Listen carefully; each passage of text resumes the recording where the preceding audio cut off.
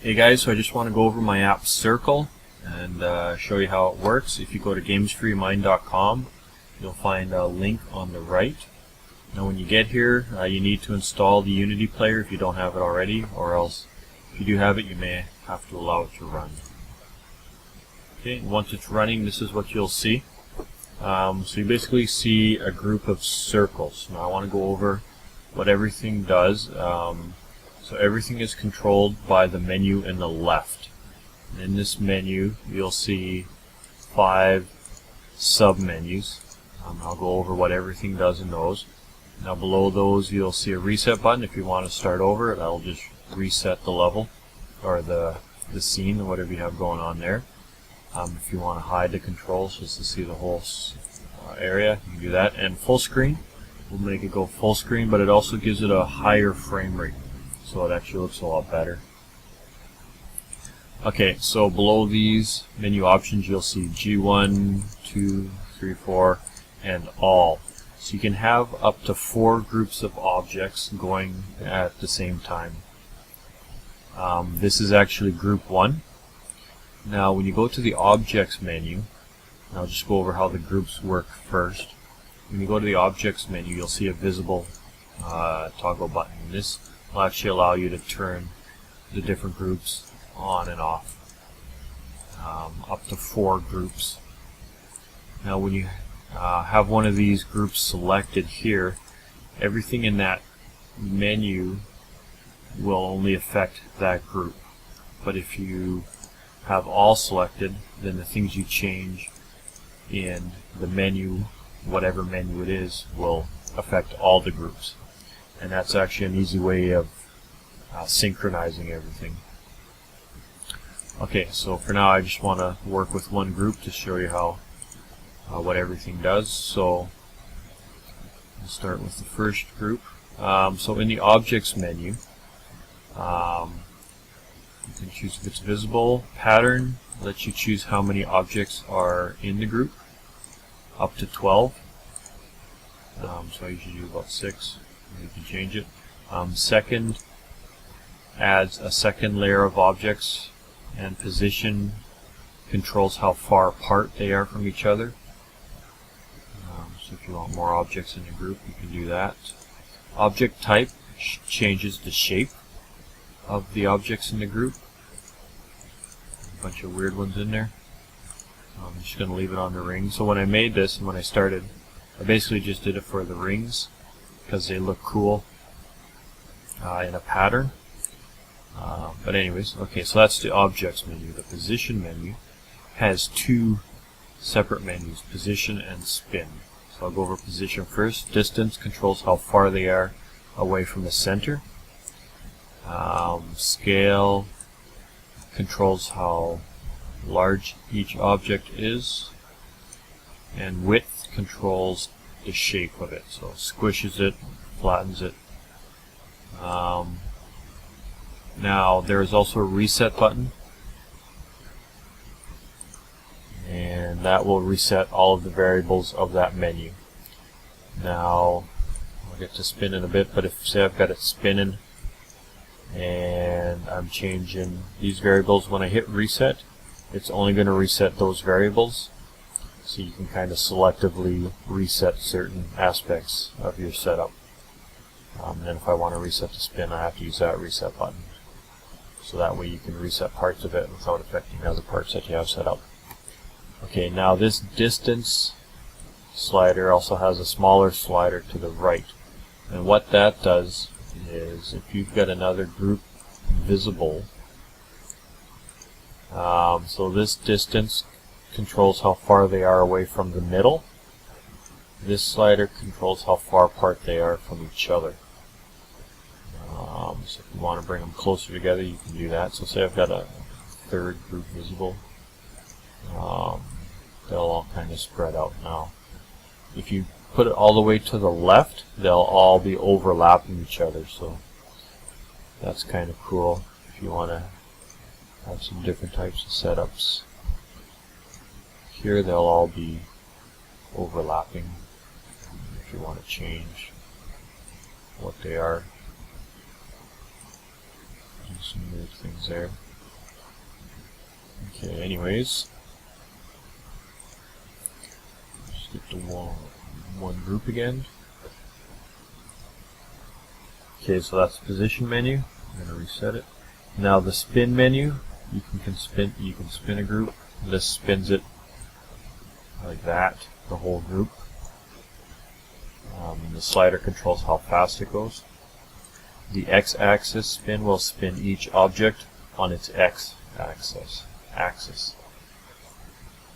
And the y-axis looks like that. And the z-axis, you actually won't see it because it's spinning around in a circle. But if you change to shape, you can see that that's what it's doing. Alright.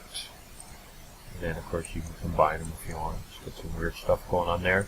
Now these toggle boxes will actually flip it about 90 degrees. So this will flip it like that. So I don't know. It's kind of weird. Not really useful sometimes, but if you can figure out a use for it, it can do some cool things. And if you get like this second group, you can see that a little bit better. Okay, and these we'll flip it along. Oh, I gotta get a different object. Can't see what's going on there. So you can flip it along. We'll flip each individual object on its axis 90 degrees. So if you want, these will move it slowly over time. But if you want to just flip it 90 degrees, you can use these. Okay, so that's that. Now the pulse menu gives you two menus, pulse and dance. Pulse area gives you 4 different pulse types. And they're set up to be a nice fluid motion. So the pulse 1, each object will pass through the middle, go to the other side. And how far they go is determined by what you have the distance set at. So everything kind of is designed to work together. Reset that. The second pulse can't be combined with the first pulse, so if you change that, the first one will go back to 0. And instead of going through the middle, it'll go to the middle and then back again. And each slider controls how fast it moves. Alright, so that's that. Pulse 3 will shrink it, bring it back. Pulse 4 squishes it both ways. Now these toggle boxes, what they do is if you set it, it will offset the effect. So every second object as it goes around will be doing the opposite of the one beside it. And that can give you some kind of cool looking setups. There we go. And you get 12. Looks kind of neat.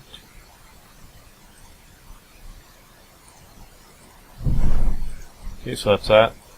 Dance, you can control the tempo of how it moves, and it's more of a choppy motion. So it's not designed to be smooth.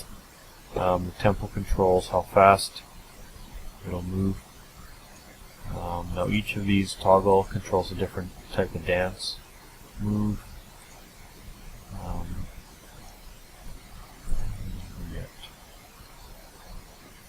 Things going on there. Now these tracks add sound, like a drum beat, and each of these tracks is a different drum sound.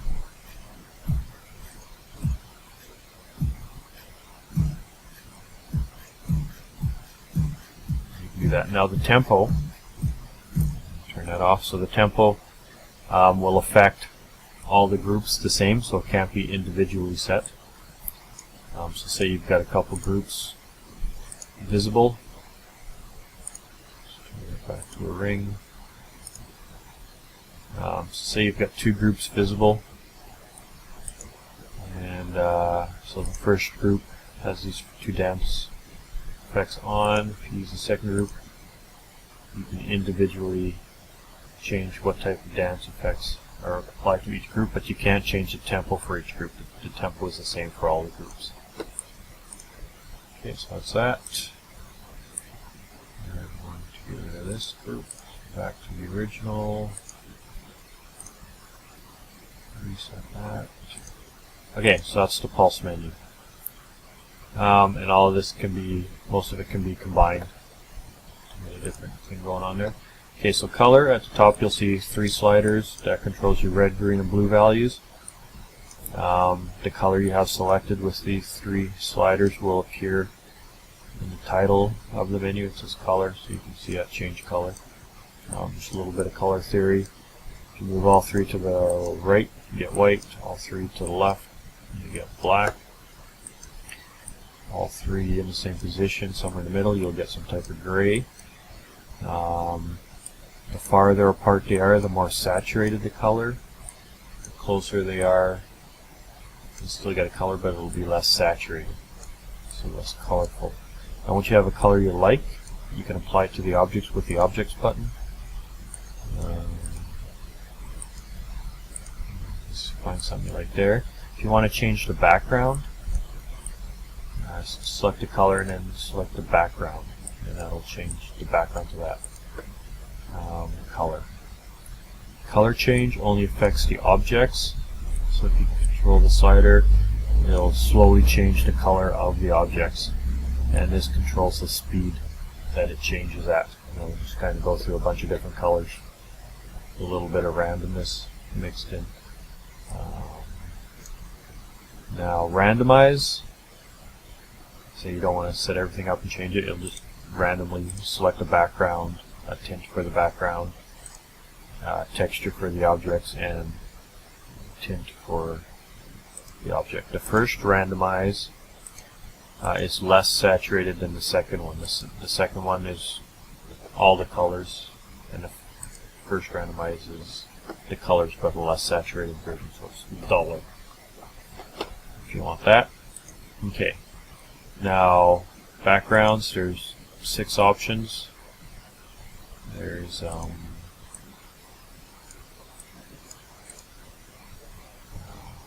just the main one that starts, tub, clouds, and then space.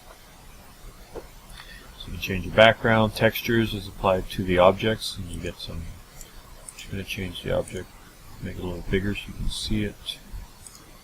Scale it up a bit. Textures, you can change to these weird ones. Okay. And that's it for the color. Now the other is the last one. Fly will actually rotate the camera all the way around your setup. So if you want to see what's going on there from the outside, instead of looking straight on, you can use Fly 1. Fly 2 will go through the middle, and it can actually be used individually or at the same time as Fly 1. They work independent of each other. So this is Fly 2 now, just basically going through the middle. Now multiplies can be applied to one group at a time. So this is one group, and I'm going to multiply it, and it multiplies it and then kind of spreads it out. I'm going to scale it down a bit. Wait till that disappears. Okay, so this is a smaller version. The second multiplies it and then spins each one.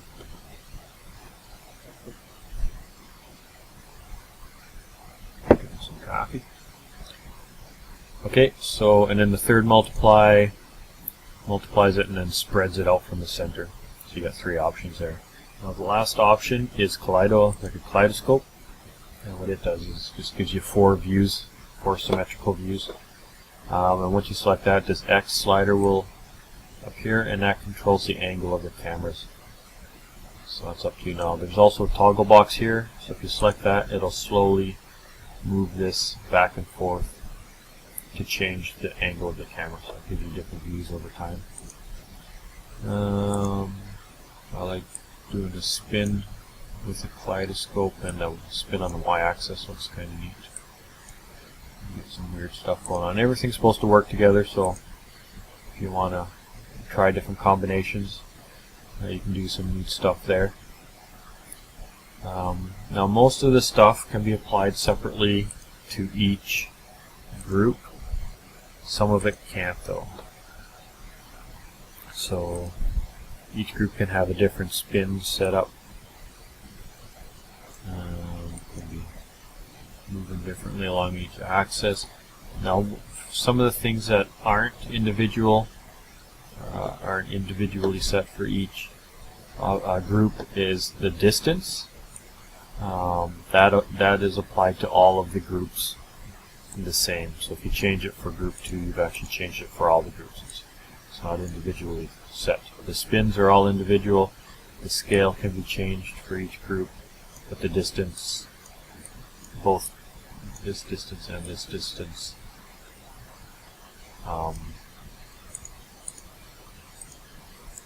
affect them all.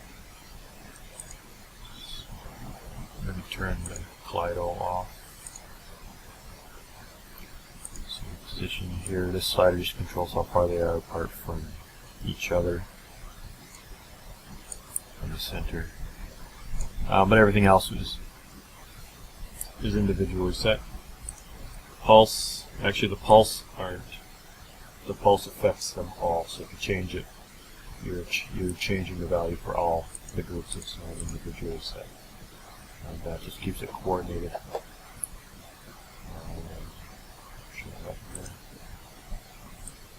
Groups just flew away. It's weird. Probably a few glitches in here. Alright. Awesome. Fly around so you can see it.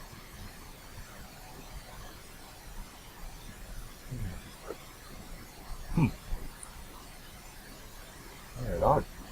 Okay. So now multiply, if you have all selected, will be applied to everything, so it fades them out because you can't multiply the whole scene or it's just too much going on for the computer. But if you select one of the groups, that will come back. So now a couple things. If you have everything selected, it's a good way of coordinating movement. So if you have all selected and you go to position and you want to reset all the spins, just hit reset and it'll reset whatever they are. And then if you want to set the spin X, that'll keep them moving together if you want to have that. So all is a good way to coordinate the different things that are going on.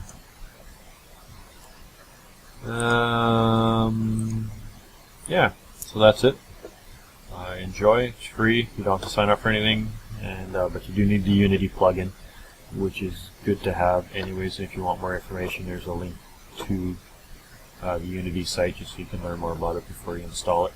But it's pretty handy. I like it. Anyways, that's it. Thanks for watching. Bye.